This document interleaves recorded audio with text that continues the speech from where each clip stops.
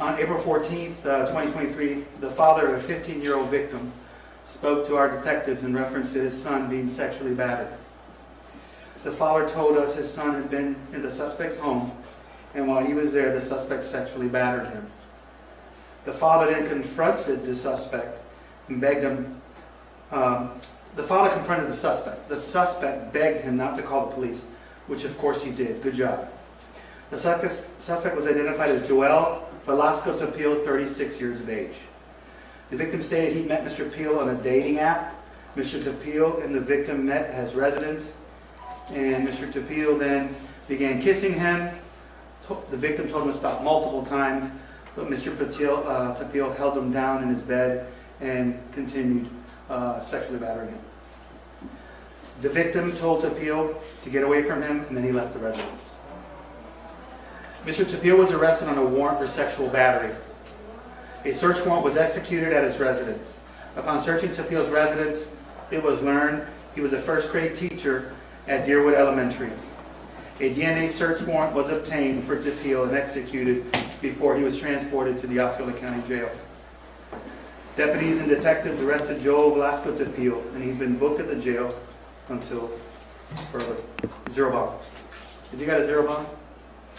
I'm not sure. You have the paper there, Allie? Should say on the bills of bond. We're asking if anybody has any additional information, or if anyone has been a victim of this guy. You guys got pictures of him, and there's some videos that are going to be going out, so you guys can post. Please let us know. This is something that's just starting, and we're starting to investigate. We definitely need to make sure that if there's any other victims, we want to keep them safe. And I just want to say something to parents. There's a lot of dating apps out there. There's a lot of video game rooms where kids are playing together and partaking with people who they really don't know.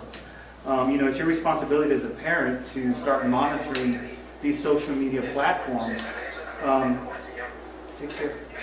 That's funny. Take your children's phone. They're under 18. It's your phone. It's your laptop. Monitor it. Look through it. Make sure they're not doing anything that they're going to regret. You're going to regret in the future, and they might need some protection from. And I'll take some questions. Sheriff, how old was the victim in this case, and what was the app that they were communicating on? He was 15 years old, and it was an app called Grindr. So this suspect's a first grade teacher. Any reason to believe at this point, parents of kids in that school should be worried? Like I said, this is we just arrested him. We're going right now with the detectives are doing some follow-ups at Deerwood Elementary, and we're going to look into his background to see if he's exposed to any other children, any other schools. That's what our normal procedure. And like I said, any other additional information that comes forward, we will be bringing it to light immediately. The Grindr is an app for people 18 and up. Did he know that he was communicating with a 15-year-old child on that? Well, as an adult, the law doesn't say that, you have to know age differences. The law says you got to make sure that this kid is at least 18 and up on these applications. I'm sorry. So, we can't sit there and pass a judgment on him just because he says, I didn't know that this kid wasn't of age. That doesn't work under the color of law. You need to be responsible. If you know somebody's age and you do an act on any type of inappropriate sexual misconduct, you're going to be arrested and booked in the jail for those actions. Do we know if he knew his age, though? I don't know at this point. Is this the only charge he's facing, or is he going to be facing aggravated? Right now, it's the one count of sexual battery. Like I said, if any additional information arises, once we start looking into the school and anything else he might have been involved in, then further charges could come out. We're just waiting for the investigation to be concluded. And I understand he was part of the group of teachers that was brought in to help with the school system deal with the lack of teachers that they brought in a couple years ago. Do we know what his background, if he passed background checks and things like that? Well, right now, he doesn't have a criminal history that we've been able to find. But there are some concerns because we're seeing a rise in this, especially here in Osceola County, where we saw that coach was involved in an inappropriate relationship with females. I don't know if it's a background check issue. Sometimes these people just have these dark monsters in their little brains, and they're very hard to detect.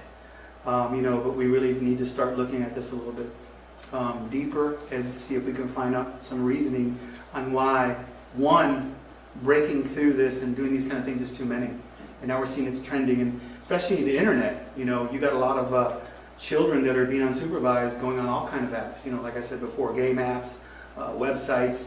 It could be anybody. You could be an adult and start a relationship with someone on a dating app. You don't know who's on that other side. It could be a monster, it could be a rapist, it could be a murderer.